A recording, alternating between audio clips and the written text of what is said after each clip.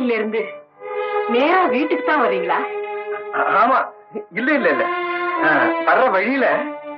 ஏன் வார்த்தை தடுமாறுது? வழி தடம் மாறிடுச்சுன்னா வார்த்தை தடுமாறும்னு சொல்லுவாங்க. என்னத்தான் பேசாம இருக்கீங்க? சொல்லுங்க, ஏன் இவ்வளவு நேரம்? நீலா, இப்ப எதுவும் கேட்காது, காலையில பேசிக்கலாம். ஏன் செஞ்ச தவற எப்படி என்கிட்ட மாத்தி மறைக்கலாம்னு அது வரைக்கும் யோசனை பண்ண போறீங்களா? இல்ல இல்ல, உங்ககிட்ட நான் எதையும் மறைக்கிறேன். கோயில்ல எதிர்பாராம கலாவதியை சந்தித்தேன். வீட்டுக்கு வாங்கன்னு அவ கூப்பிட்டானாக்கும். ஆமா. நீங்களும் அவ பின்னால போனீங்களாக்கும். ஏதோ ஒரு மாய சக்தி என்ன அவ பின்னால இழுத்துக்கிட்டு போயிடுச்சு. அப்போ சாப்பாடு கூட அங்கேயே முடிஞ்சிருக்கும். அதுக்கு மேல என்ன நடந்திருக்கும்னு நான் புரிஞ்சுக்கிட்டேன். நீலா, ஒரேடியே காலையிலேயே வந்திருக்கலாமே. ஏன் இந்த அர்த்த ஜாமத்துல எழுந்திருச்சு வந்தீங்க? நான் சொல்றது கொஞ்சம் கேள. இன்னும் சொல்றதுக்கு என்ன இருக்கு? ஒரு தாசியோட மோக வலையில மயங்கி கிடந்தது சரின்னு சொல்ல போறீங்களா? இல்ல, கணவர் எனக்கு மட்டும்தான் சொந்தம்னு நினைச்சு கௌரி நோம்பு இருந்து உங்களுக்காக காத்திருந்தது அது தப்புன்னு சொல்ல போறீங்களா?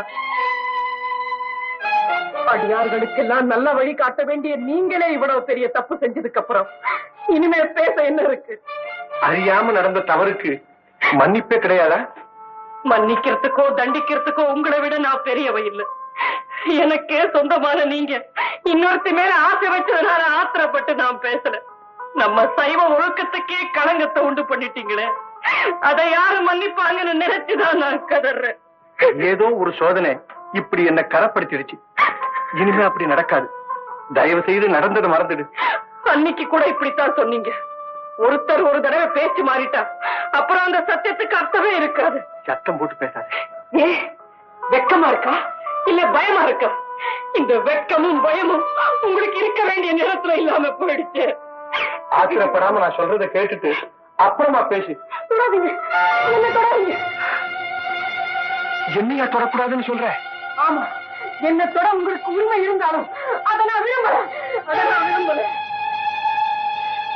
இல்லைங்க, ஜாதியை தொட்டு கலங்கப்பட்ட உங்க கையால இனிமே என்ன தொடக்கூடாது, தொடவே கூடாது. என்ன வார்த்தை சொல்லிட்டேன். நான் எவ்வளவு சொல்லியும் கேட்காம கடவுள் மேலேயே சத்தியம் செய்துட்டேன். சரி, உன்னை மாத்திரம் இல்லை, எந்த பெண்ணையுமே என் கையினால மட்டுமில்லை என் மனதாலையும் தீண்ட மாட்டேன். இதுவும் நீலகண்டத்தின் மீது ஆணை. இந்த மகராஜதான் இருக்கு. ஐயா, நீங்க தீர்க்க ஆயிட்டா இருக்கிறீங்க. நீங்க நல்லா இருக்கணும். இந்த குழந்தை பசியால துடிக்குதுங்க. குடிச்ச பால் இல்லா. கொஞ்சம் இரம்மா.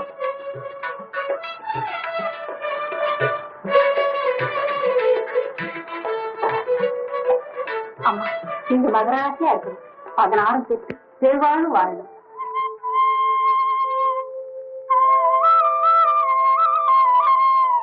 ஏமா கண் கலங்குறீங்க? உங்களுக்கு பிள்ளைங்க இல்லையா? கவலைப்படாதீங்கம்மா, சீக்கிரம் உங்களுக்கு முருகனை போல ஒரு பிள்ளை பிறக்கும்.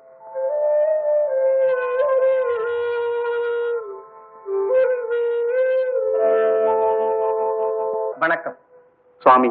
கலாவதி உங்களையே நினைச்சு உருகின்ற இருக்கா. இப்படியே நீங்க பராமுகமா இருந்தா அவ கதி அவ்வளவுதான். இப்போது நான் என்ன செய்ய வேண்டும்? தயவு செய்து ஒரு தரம் வீட்டுக்கு வரணும். அப்படியா? என்னால யாருக்கும் ஒரு விதமான தீங்கும் ஏற்பட வேண்டாம். நீலகண்டம், வாருங்கள் போகலாம். வாங்க.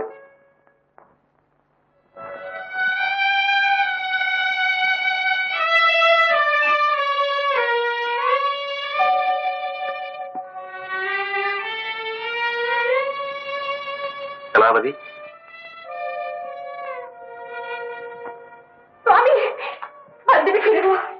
கலாவதி எழுந்து. என்ன கோலம் இது? சுவாமி, இந்த மண்ணில் நான் உயிர் வாழப் போவது இன்னும் சில நாள். அந்த சில நாளாவது உங்களுடன் வாழும் பாக்கியத்தை எனக்கு தாருங்கள். அப்படியெல்லாம் சொல்லாது. ஆசை வயப்பட்டு மனம் நொந்து உடல் மெலிந்து வாழ்வதை விட ஆண்டவன் நினைவில் உன் காலத்தை செலவிடு. உன் மனமயக்கங்கள் அறுபட்டு நிம்மதி காண நீலகண்டனின் நினைவு. நீலகண்டம் அவன் வழியே அருள் வழி. நான் போய் வருகிறேன்.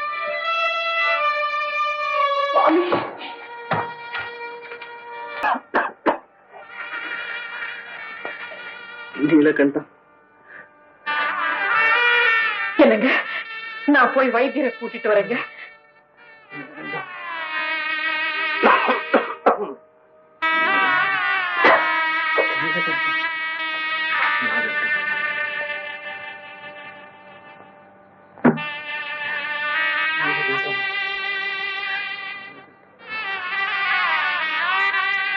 ஒண்ணு கவலைப்படாதீங்கம்மா, இது சாதாரண காய்ச்சல் தாமா.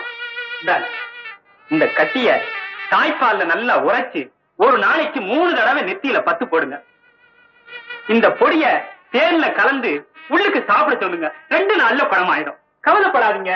நான் போயிட்டு வருதுங்களாமா?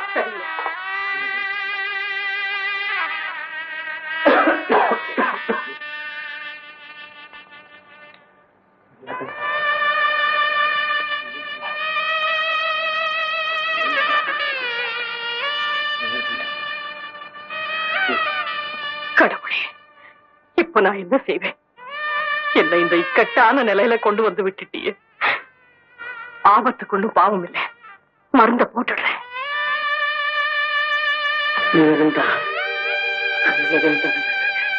பாவி, நான் அன்னைக்கு அவசரப்பட்டதுனால தானே இன்னைக்கு அவருக்கு பணிவிட செய்ய முடியாத நிலையில இருக்கேன். கடவுளே, இப்ப நான் என்ன செய்வேன்?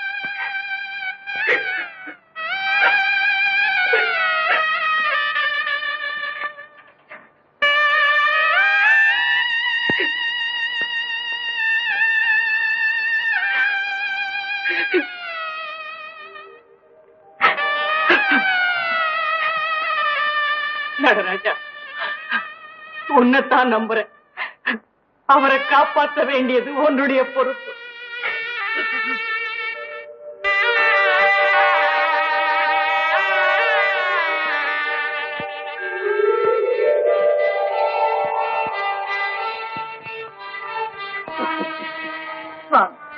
பக்தனுக்கு சுகவீனம் என்றால் பரமனுக்கு மருந்தா?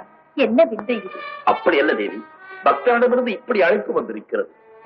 கோதிமித்த சோதரி, அருள் புரியுது. முதிர்ந்த பக்தி, தளராத உள்ளமும் கொண்டு எல்லாவித சோதனைகளை வென்று நிற்போர்க்கு எமது அருள் எப்போதும் உண்டு என்பதை நீ அறிய மாட்டாயா?